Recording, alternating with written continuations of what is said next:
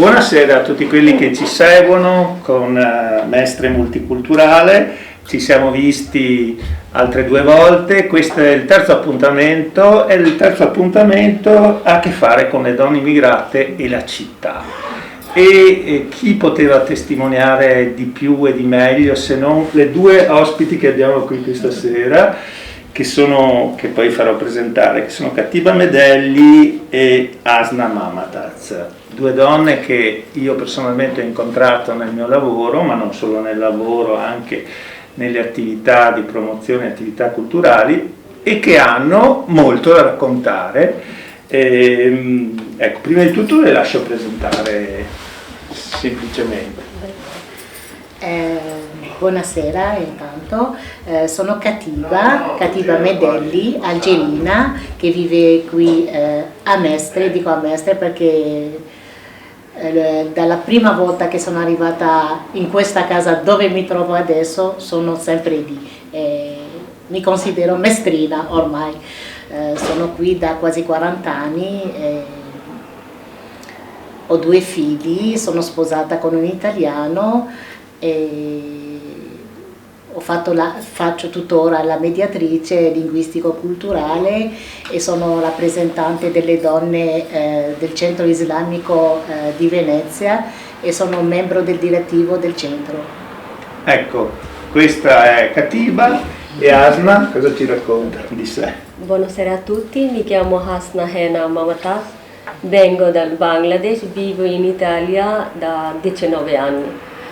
Anche io faccio mediatrice linguistico e culturale tramite una cooperativa online sociale, lavoro per Comune di Venezia.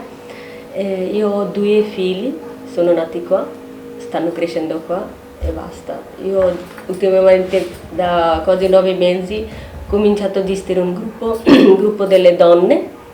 Ancora devo definire il nome, sto cercando un nome adeguato per questo gruppo, ma gruppo... Bene. Grazie Asna, grazie Katiba. Cominciamo perché poi approfondiranno un pochino la loro attività attuale con il gruppo delle donne musulmane o il gruppo delle donne del Bangladesh, però cominciamo con uno sguardo su questa città e sulle donne di questa città, sulle donne immigrate di questa città. Secondo te, partiamo da Katiba, quali sono i problemi che di più vivono le donne, più magari dei loro compagni o degli uomini, ma anche le loro risorse, opportunità che portano qui? Cominciamo dai problemi. Cominciamo dai problemi. Diciamo il problema più grosso che sento ultimamente è il porto del hijab, il lavoro e il porto del hijab.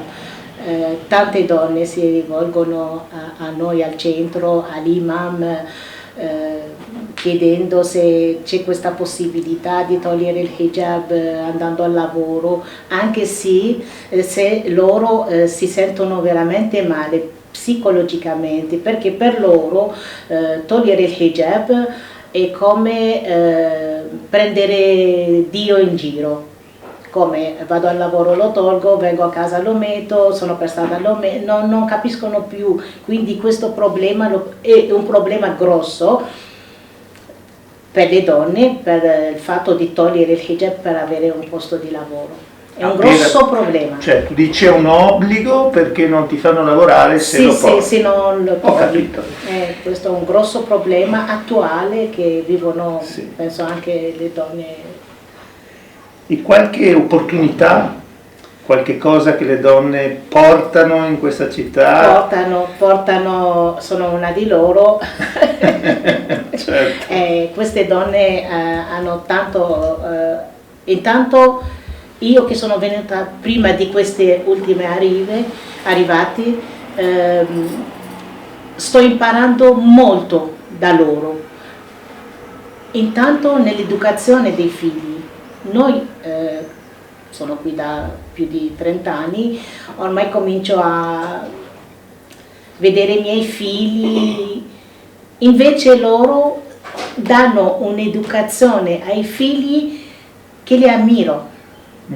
Sto imparando su mio nipote da loro, quindi hanno hanno il loro bagaglio.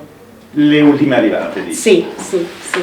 Bene. Non arrivano sprovviste. Ecco, questo è importante, quindi tu dici le risorse che hanno le portano con sé, riescono a metterle in pratica e hanno energia e forza per questo. Sì, e bisogna per farle emergere queste donne. Ci sono, bisogna farle emergere nella società. Bene. Asna, tu le donne, cosa vedi le donne di questa città? Che problemi portano e che risorse hanno?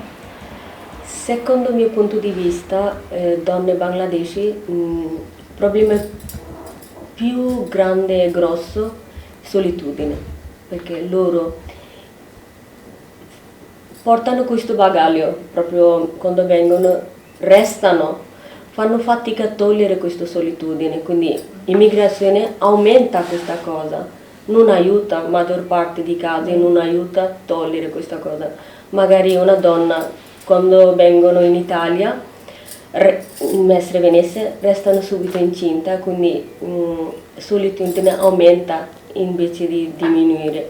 Quindi questa cosa per me è un dato un po' grosso e pesante per le donne, non riescono a comunicare come si deve. Tantissimi bangladeshi vivono qua in questo territorio, però pochi riescono a trovare quel gancio dove può andare a dire, condividere la sua solitudine. Ho capito. Ecco, per me è questo. Quindi la solitudine come condizione esistenziale di molte donne della migrazione, no? Giusto, sì. E le risorse? Prima mi hai detto ci sono anche le risorse. Io credo ogni donna ha una risorsa. Forse non riescono ad avere una possibilità di portare fuori, però se trovano giusto input, giusta possibilità, riescono anche a mostrare che sì, io ho le risorse. Donne bangladeshi ultimamente troviamo tanti sono istruiti, anche Bangladesh ha fatto master, proprio hanno conoscenza, proprio studiato, però certe donne non hanno possibilità di mostrare la sua capacità, problema culturale, religione o non avere la possibilità, paese che ospita, paese che ha accoglienza, luogo, non sapendo muoversi bene, non riescono a mostrare le loro capacità, quindi passano tempo, sofferenza passano, quindi vanno avanti. Ecco. Ho capito. E adesso ribaltiamo. Questa città com'è per le donne immigrate? Come se dà loro delle opportunità, dà loro delle difese, anche dà loro delle risorse, dà loro delle chance, dà loro qualcosa che venga incontro ai problemi che avete detto voi. Questa città. Di pure la tua, certo. No, questa città da questo lato non offre a queste persone che hanno veramente bisogno, facciamo degli esempi banali, non hanno una sala di sport solo per donne. E questo credo che aiuterebbe molto le donne che sono nelle case chiuse.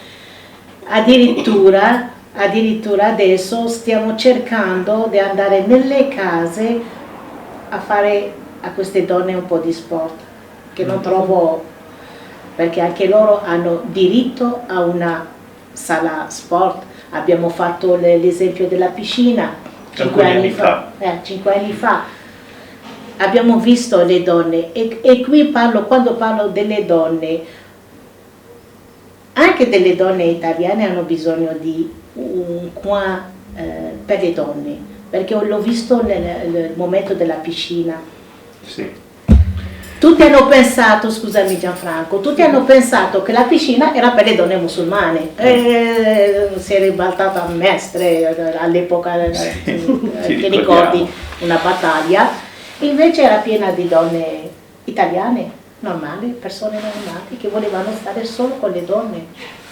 Ho capito. Quindi questo problema non è un po' solo delle donne immigrate, Infatti tutti mi dicono, guarda Katiba, perché non fai un salone da te? Saremo noi le prime. Una sala da te. Ecco. Va bene. E Asna cosa dice di questa città?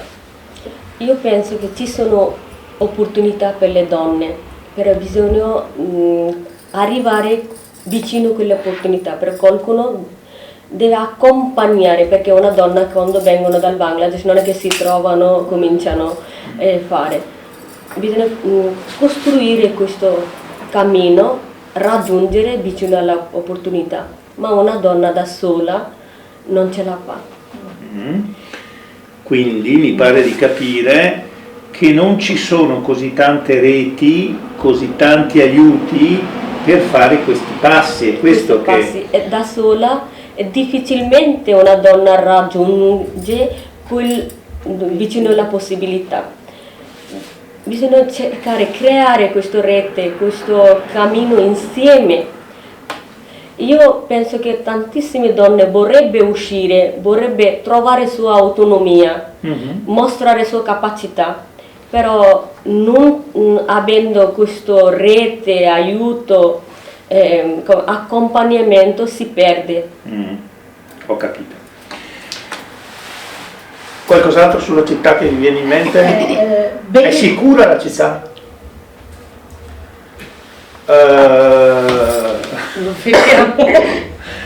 Io vorrei dire una cosa su questo tema. Sicura la città.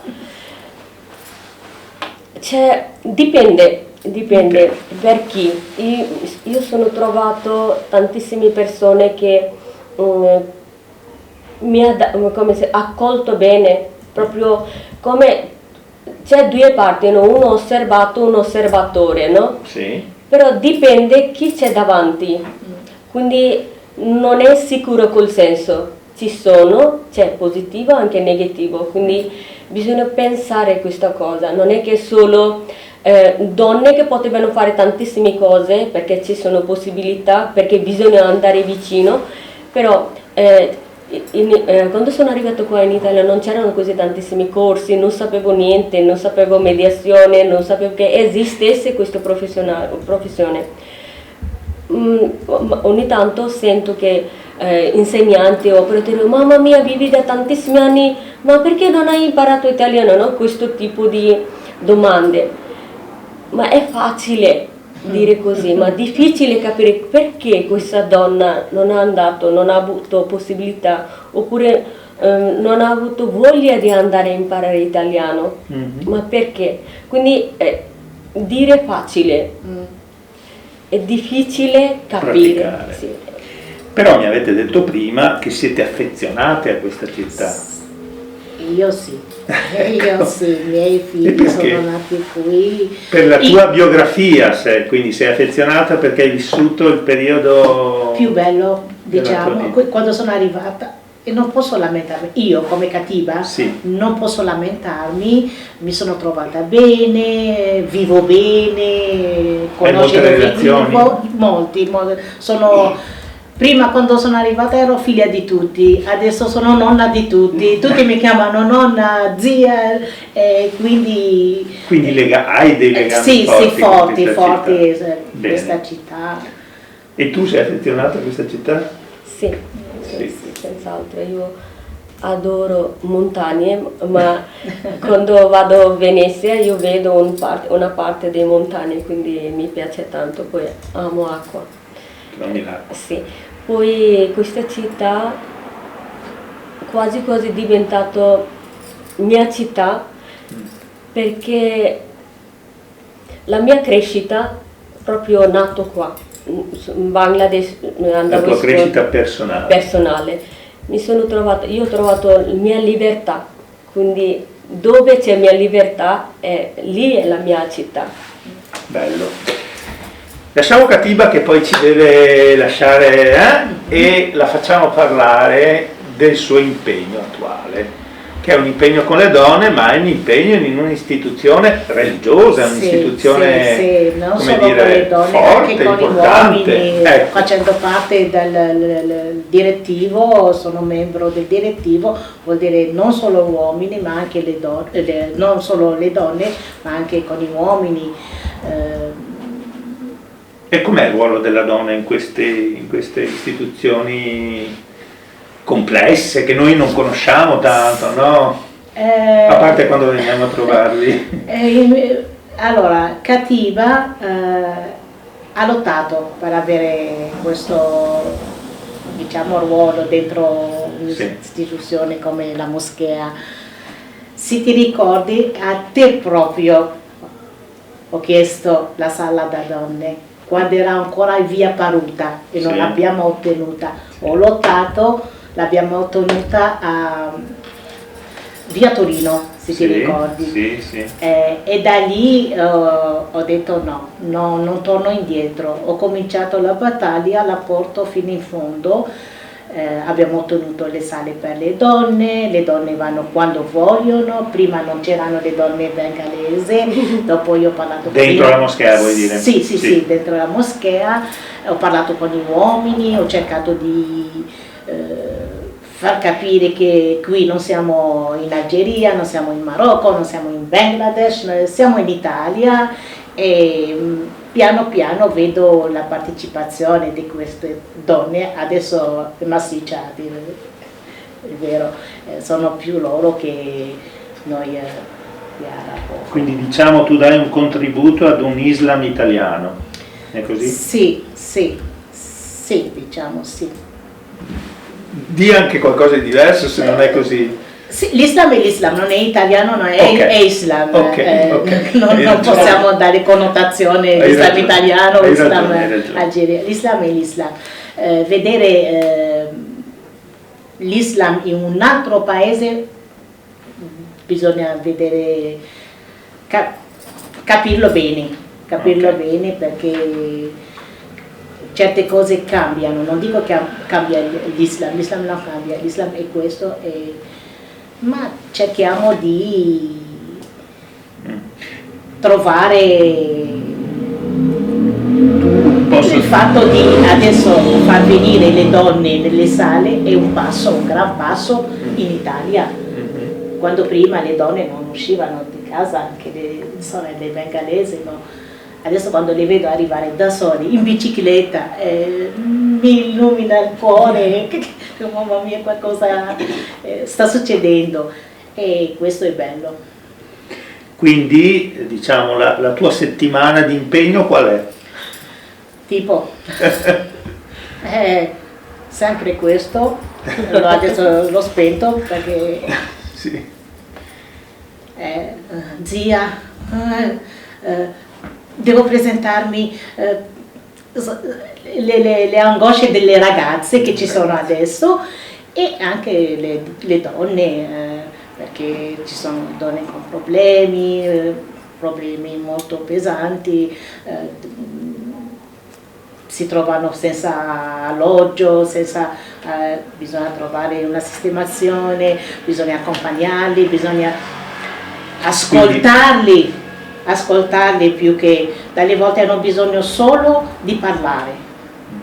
E adesso stiamo proprio cercando di creare un punto d'ascolto nel centro aperto a tutte, non solo alle donne musulmane. Centro islamico di via?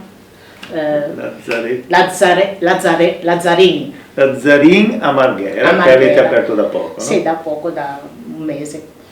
Ci sarà un altro incontro in cui parleremo magari anche di più di questo.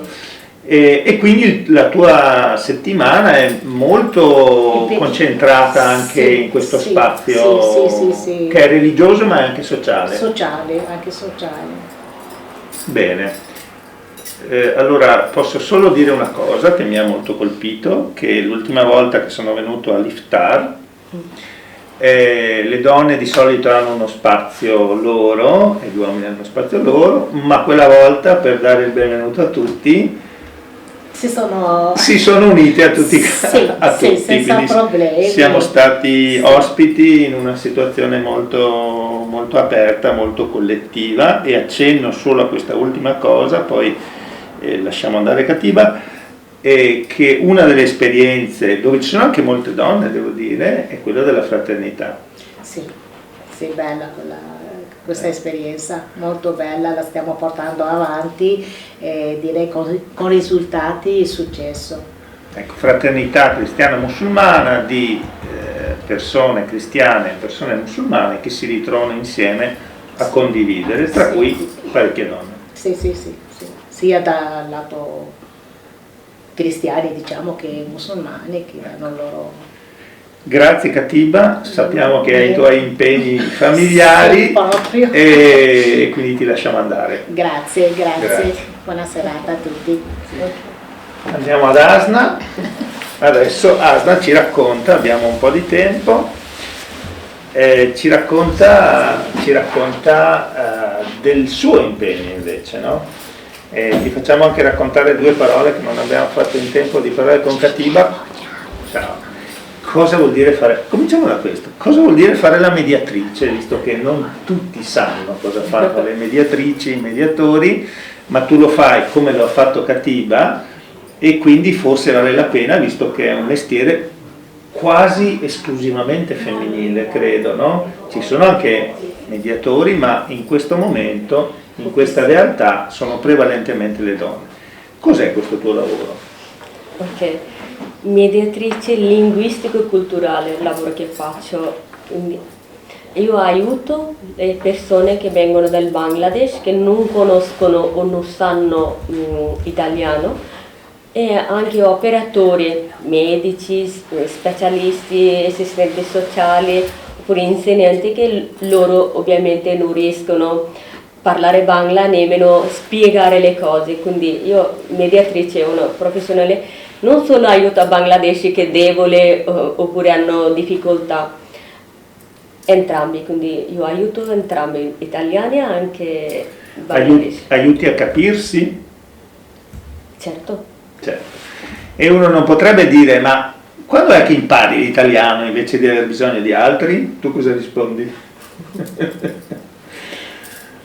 Difficile, perché io devo proprio vedere perché sta dicendo così, quindi devo dare una risposta a quel momento studiando da quale esigenza nasce questa cosa. Quindi non posso, io un po' faccio fatica a dire dai vai, perché non impari italiano, quindi io prima devo dare una motivazione, guarda tu devi andare a imparare italiano perché hai 2 bambini, devi aiutare a crescere oppure per andare al medico. Io provo prima dare una motivazione, poi dire vai a imparare italiano perché ti serve. Io non dico vai a imparare italiano, non agito così, ecco. Certo, quindi quello che vuoi dirmi è do una motivazione, ma cerco di creare una relazione con questa persona. Sempre, io sempre, perché dove non c'è relazione non c'è comunicazione, quindi secondo me qualsiasi campo del lavoro, qualsiasi parte, davanti a qualsiasi cosa, io prima provo a creare, non è creare amicizia, proprio una relazione, dopo faccio il mio lavoro. Perfetto. Ma lavori solo con le donne o lavori anche con gli uomini? Lavoro con le donne, uomini, bambini, malati, persone che hanno bisogno, ecco. Sì. E queste persone come ti considerano? Sono diffidenti? Certo, questo forse è il positivo per il mio lavoro, perché ormai alcuni mi vedono male perché c'è una cosa, perché io sono una donna sola, ecco, quindi questo crea un po'... C'è un pregiudizio. Ma maggior parte delle persone del Bangladesh mi rispettano perché sanno che sono affidabile, perché il mio lavoro chiede anche, come si chiama, responsabilità anche, come si dice, che io non posso raccontare agli altri, riservatezza, quindi questo conoscono molto bene, perché ormai da tantissimi anni lavoro sempre qua, conosco tantissime realtà, storie, però questa è una cosa per me importante, fondamentale. Io dico sempre, guarda, questo per me è religione, come se fosse religione, qualsiasi religione, rispettano religione, per me il mio lavoro è come una religione. Nel senso che è una grande responsabilità e mantenere la riservatezza è una parte del tuo lavoro fondamentale. Bene, e quanto tempo che lavori, che fai questo lavoro? Quasi 11 anni. Quasi 11 anni, quindi hai visto Sì. tante cose, hai visto cambiare anche le migrazioni qui? Certo, l'ho visto tantissime cose, ma io sto imparando ogni giorno. Questo mi dà soddisfazione, non solo dedico il mio tempo, maggior parte di tempo dietro al lavoro, ma io imparo dalla mattina alla sera, io sto imparando qualcosa.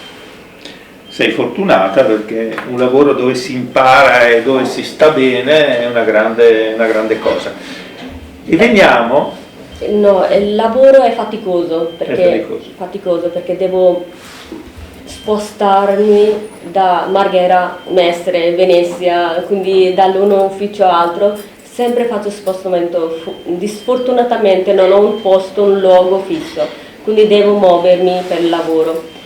Però sono comunque contenta perché riesco a aiutare chi ha bisogno.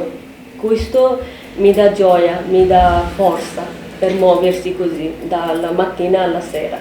Adesso ti faccio una domanda così piccola, ma tu quando eri in Bangladesh, come ti immaginavi la vita? Volevo diventare un avvocato. Non ho potuto, ma mi manca tanto questa cosa. Ecco, bene, ecco, questa è una cosa... E adesso veniamo al tuo gruppo. Tu, con tutti questi impegni, la famiglia, i figli, il lavoro, così, hai pensato però che avevi del tempo da dedicare a questa attività. Non avevo tempo, dovevo trovare il tempo per stare vicino alle donne. Questo nasce da tanto tempo, proprio quando sono arrivata qua in Italia, mi sono trovata isolata, da sola, da là nasce questa cosa, perché la sofferenza, forse non esiste le parole sufficienti per spiegare come io ho sofferto oppure come altri soffrono. Magari una donna piange, lamenta, brontola, dice le cose 2 minuti, 5 minuti, non è così semplice. Nessuno potrebbe spiegare ogni momento, ogni secondo, ogni notte, anni dopo anni, perché una cosa è me. Quindi ti è rimasta impressa questa sofferenza cosa. E hai pensato, quando hai avuto l'opportunità, di dedicarti a... Sì, questa cosa mi è rimasto, questa idea nasce da 2003, piano piano sempre rimasto dentro di me, ma quando ho cominciato a lavorare mi ha dato un'altra volta, confermato che tu devi fare questa cosa, quindi io ho cominciato piano piano questa idea a portare avanti, ma finalmente io ho trovato un momento, no, devo farcela, perché vita di una donna sola immigrata non è facile, quindi avevo 2 bambini, devo stare anche dietro ai bambini, devo guadagnare soldi per portare la famiglia avanti. Dopotutto io sempre rimasto con questa idea che devo fare qualcosa, quindi finalmente... E raccontaci cosa hai fatto.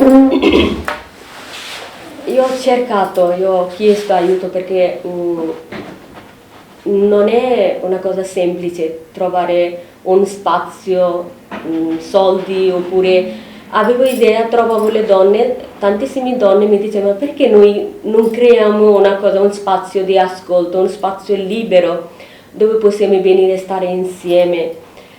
Anche Cattiva ha confermato questa cosa, sì. Che questo territorio ci sono tantissimi servizi, ma servizi dove ci sono leggi, regole, orario. Però io volevo creare una cosa dove donne potranno venire, stare insieme e parlare. Se vogliono parlare, potranno parlare, se vogliono condividere, ma senza una regola, un vincolo, niente. Un luogo aperto per le donne che riescono a venire, se vogliono stare seduto a ascoltare quello che dicono altri, va bene, ma volevo fare una cosa così, non c'è, dove non deve pagare soldi, non deve pensare niente, non deve fermare, proprio un spazio libero, aperto. Però non è stato facile, io ho chiesto varie associazioni. Però... Quindi in questa città questi spazi sono difficili da trovare o da costruire.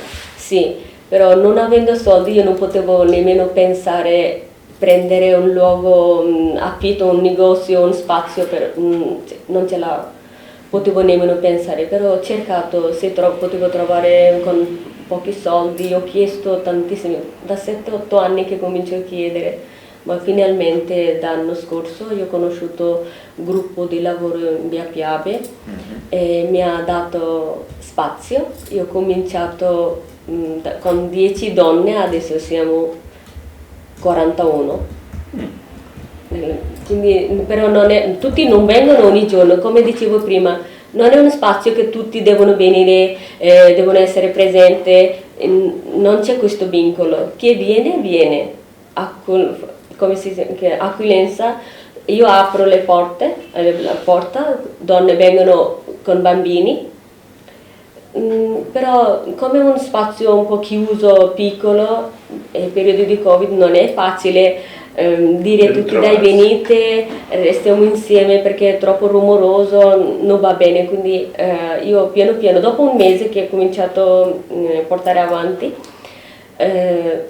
ho chiesto se c'è qualcuno che mi dà un altro spazio oppure qualcuno che mi dà una mano a gestire i bambini, perché donne vengono, magari una donna ha 3 figli, uno 10, 9, 2 anni oppure 2 figli, quindi ho chiesto, ma fortunatamente ho trovato una possibilità che mi sta dando supporto, come si chiama? Volontari, fare volontari come babysitting.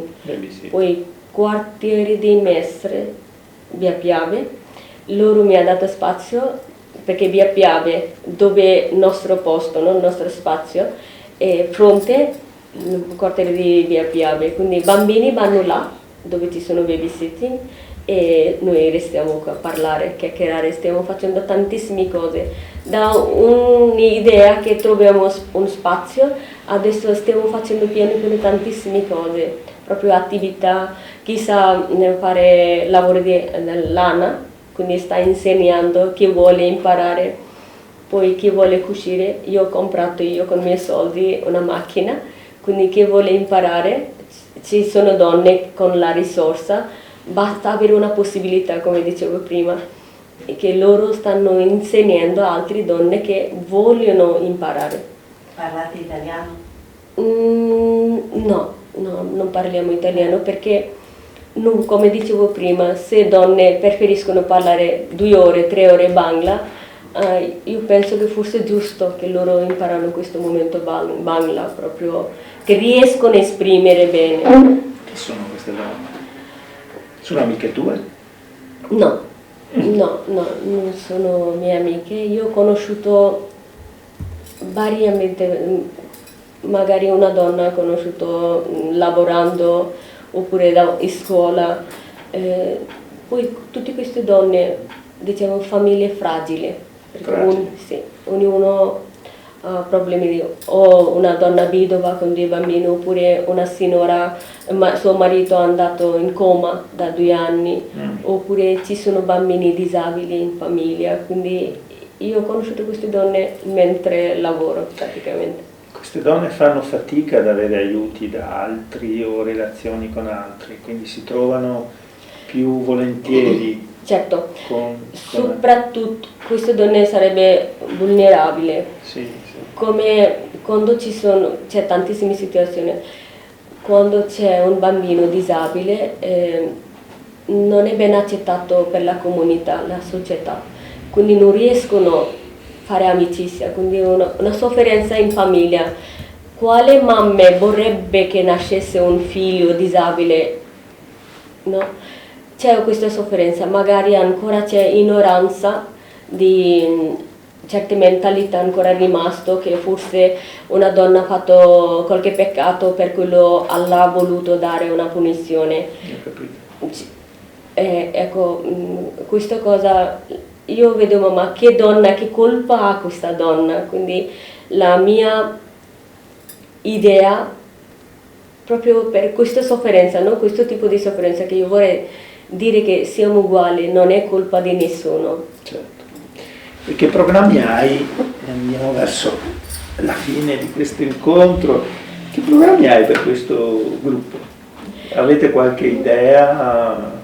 Che vuoi anche dire a chi ci ascolta, magari se qualcuno... No, idea sono...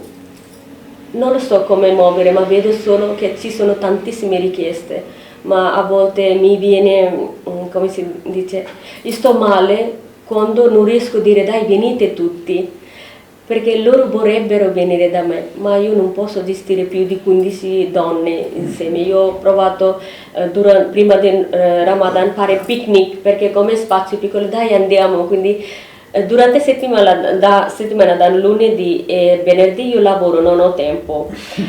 Poi non è che io devo mantenere mia famiglia, se gestisco questo gruppo che mi mantiene con due bambini, quindi solo sabato io ho tempo, perché domenica devo stare anche con i miei bambini, ho cosa da fare. Ma quindi non riesco a dire a tutti dai venite. Io ricevo tantissime telefonate durante il giorno perché piange oppure dice guarda mi piacerebbe venire, conoscere il tuo gruppo, tantissime donne bangladesi, non per dire raccontare cose di sua vita, sua sofferenza, proprio stare. Proprio ogni donna quando sabato noi preparano tè, portano oppure dolce oppure qualsiasi cosa portano, quindi noi condividiamo queste cose. Se una donna oggi vuole cantare una cosa, cantano tutti insieme, noi divertiamo. A volte le donne cominciano a piangere, dice che da tanto che mancava questa cosa. Quindi non perché io devo risolvere qualcosa, io vorrei che loro stanno bene 2 ore, ma stiano bene insieme. Mi manca un spazio, proprio. Facciamo un appello quindi. Mi manca spazio, io vorrei dare loro possibilità di trovare loro autonomia. Io sono fiducioso che se diamo un aiuto queste donne potrebbero trovare la loro strada. Grazie. Grazie Asna. Concludiamo questo incontro con questo appello e anche con questa opportunità che ci dici tu e ti ringraziamo per il lavoro che fai. Grazie a voi.